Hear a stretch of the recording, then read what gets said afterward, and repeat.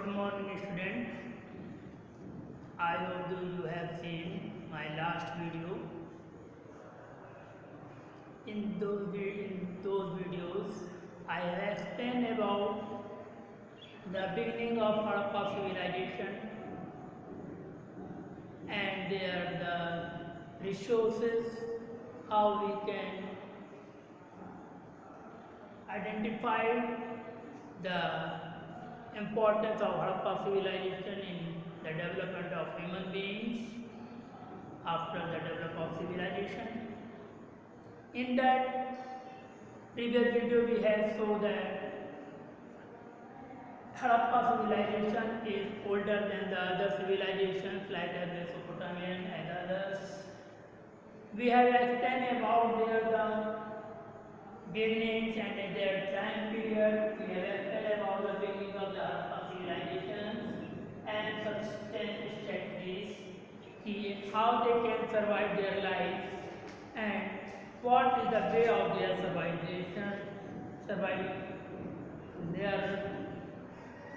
how they can survive. We have explained about their system of survival, like they do the agriculture, hunting and other things. तो agriculture के माध्यम से, पशुपालन के माध्यम से अपना जीवन यापन करते थे। और हमने इस वीडियो में ये भी देखा कि एग्रीकल्चर के वहाँ पे टेक्नोलॉजी भी यूज़ की जाती थी। हमने टूल्स उसमें से देखे थे। ये भी जाना था कि किस तरह के वो टूल्स यूज़ करते थे और किन स्थानों से क्या पाया गया था। अनाज की खेती करते थे, किस चीज़ की खेती करते थे और उसमें क्या खेती में उन्होंने कौन कौन से अनाज पाया था।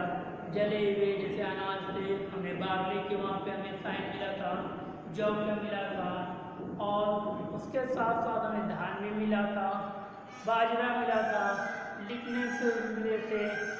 ये सारे जो एविडेंस मिले थे ये हमको बता रहे थे कि उस समय एग्रीकल्चर का भी लोगों को ज्ञान था।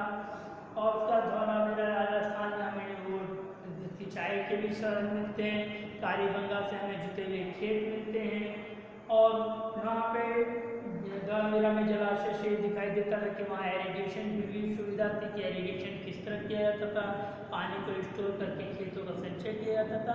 And we have find many tools they use they had find pick of furrow like हल, जैसे हल दे मतलब वो जो शंकोड़ भी बना होता है तो इस तरह का उन्होंने चित्र बनाया था जिससे हमें पता चलता है कि वो टेक्नोलॉजी में हल का भी यूज़ करते थे।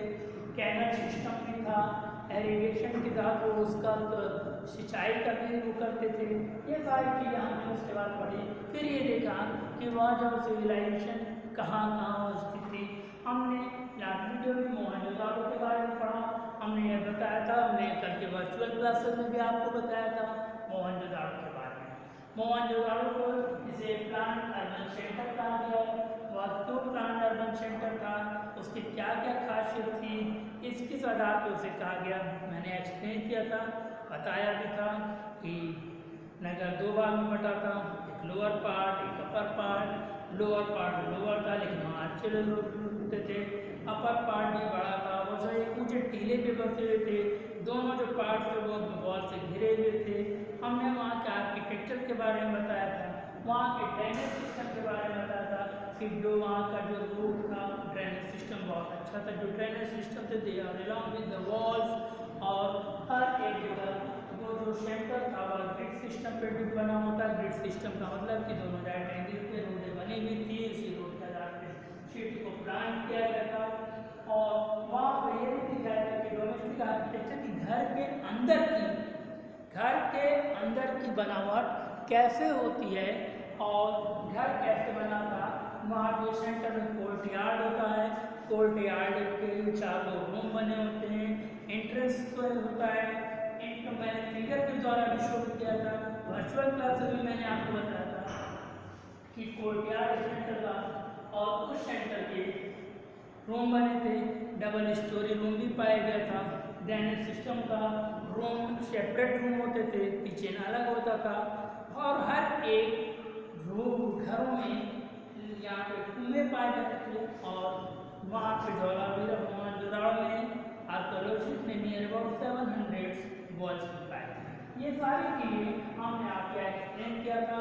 फिर वहाँ पे संरचना भी हमने बताई थी, सिटाडेल जो दुर्गनुमा एक संरचना थी, किले किलेनुमा बना हुआ था।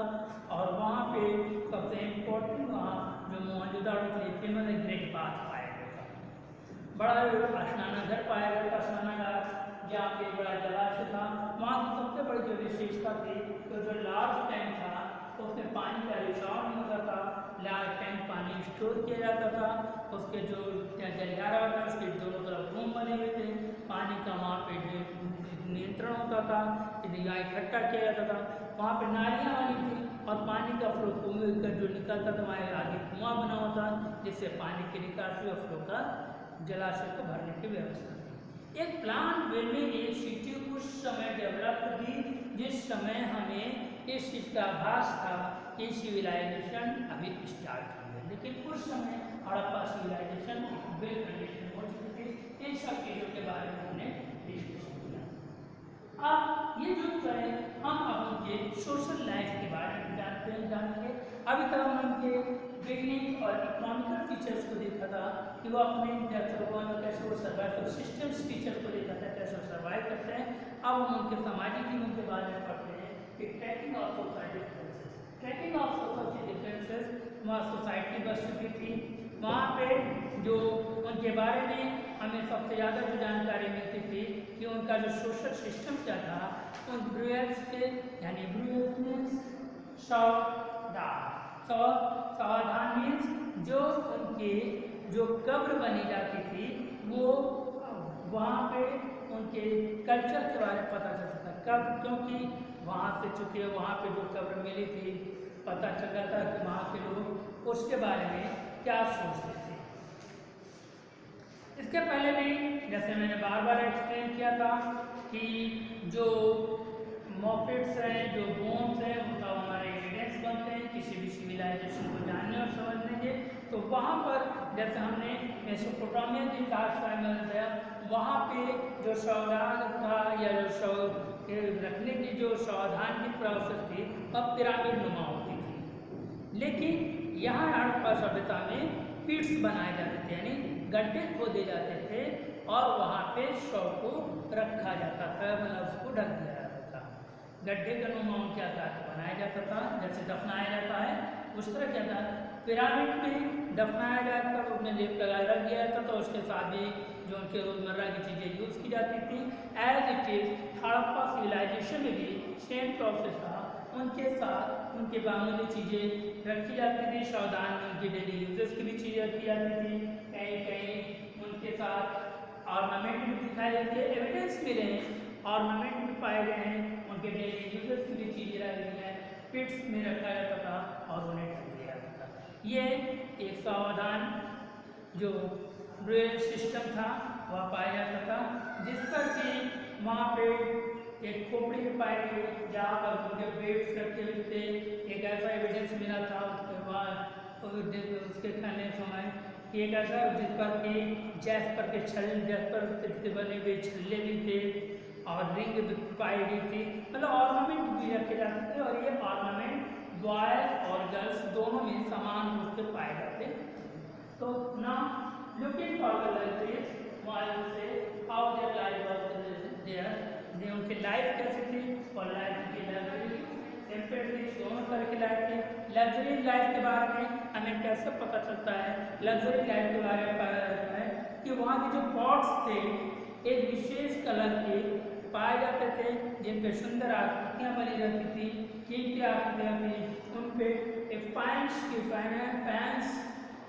कोटेड होता था, एक ऐसा कोटेड जो कि कैरी कोट मतलब फैंस का कोट होता था, इस पर डिज़ाइन बनी रहती थी।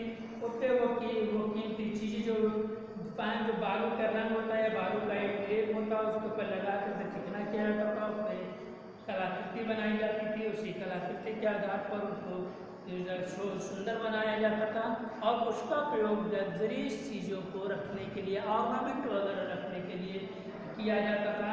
जहाँ ऐसी जगह रखा जाता था जहाँ वहाँ उनके आकर्षण का केंद्र होते थे।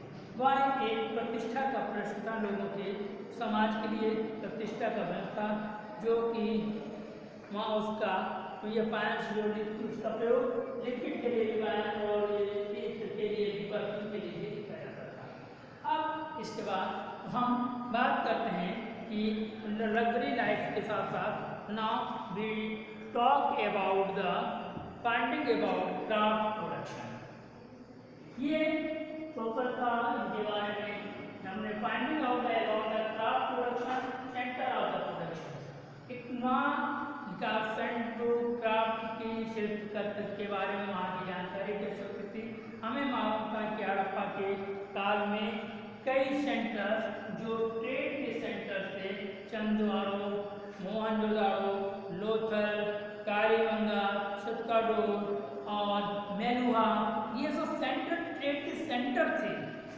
इन प्लेसों में पर्टिकुलर चीज़ों की डिमांड होती थी और जैसे मोहनजोदाड़ो एक स्पेशल शिल्पकला का केंद्र था जो कि मोहनजोदाड़ो की अपेक्षा बहुत छोटा था। मोहनजोदाड़ो 125 हेक्टेयर एरिया में बना था, जबकि उससे बहुत छोटा केवल 7 हेक्टेयर के एरिया में चंद्वाड़ो बसा था, जो कि शिल्पकला का एक बहुत बड़ा केंद्र था। यहाँ पे धातुकर्म और तमाम चीज़ें वहाँ पे पाई जाती थी।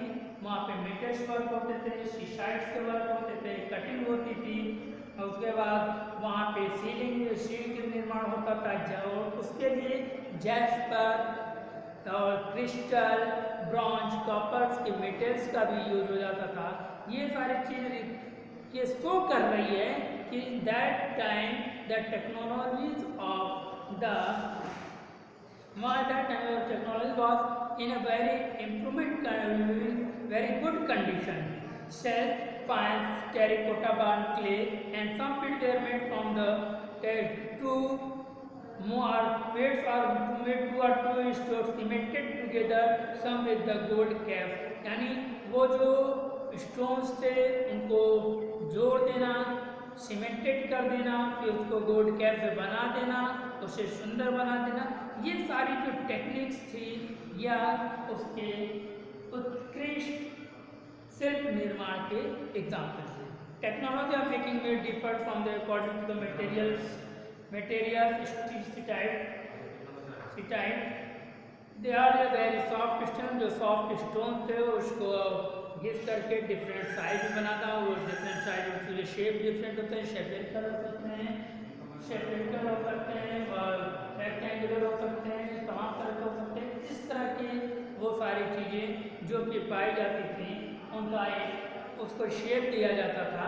यह सारी techniques that time was present and after that they are the different times of वहाँ पे धौलावीरा में ड्रिल मशीन जैसे मनके में बीड्स में छेद किया जाता है, उस तरह की संरचना में नहीं थी।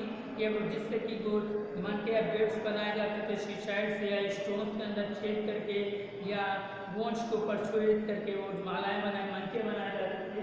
इसके भी वहाँ पे एग्जाम्पल्स मिलते हैं। इसके साथ साथ नागेश्वर, बालाकोट, ये जो समुद्री स्थिति में थी जिसका कि मैंने उसका वर्णन किया था, ये सिर्फ ये एक्चुअली क्राफ्ट सेंटर थे जहाँ पर कि शिल्प कला का बहुत अच्छा वहाँ केंद्र था, जिसके जरिए ट्रेड केवल हड़प्पा नहीं अन्य देश भी इससे जुड़े हुए थे। हम किसी भी ट्रेड की इम्पोर्टेंस कैसे है इस आधार पर प्राप्त करते हैं कि वहाँ पे किस चीज़ के रॉ मटेरियल्स पाए जाते हैं। जिस जगह जिस तरह के रॉ मटेरियल ज़्यादा पाए जाते थे उस जगह का हमें यह इंडिकेशन होता है कि वहाँ पर वो चीज़ ज़्यादा डेवलप्ड हुई थी और ज़्यादा डेवलप्ड वे में थी। तो इस तरह हम ये देखते हैं कि वहाँ पे जो एक परफेक्ट सिविलाइजेशन डेवलप्ड हुई जो कि शिल्प कला से भी जुड़ी हुई थी, एग्रीकल्चर का टेक्नोलॉजी से जुड़ी हुई थी, ट्रेड का भी स्तर काफ़ी अच्छा था।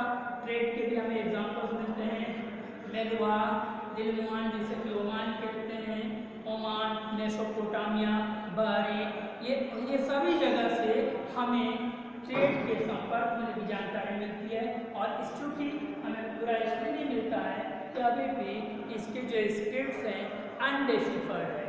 अनडिसिफर्ड मीन्स अपठित है, इसके बारे में पूरी जानकारी मिलती है। इस ट्रेड की जो सेंटर्स हैं इनका जो स्पष्ट में जानकारी इसलिए मिल जाती है क्योंकि ये सारी चीज़ें मेसोपोटामिया की सिविलाइजेशन में इन चीज़ों का उल्लेख था कि भारत के साथ इन स्थानों से व्यापार होता है। इस प्रकार all of this condition we can say that Harappa civilization was present in that time in a very strong economical condition, as a very strong economical condition, and the all civilization was developed as a urban civilization now as the present day. Now the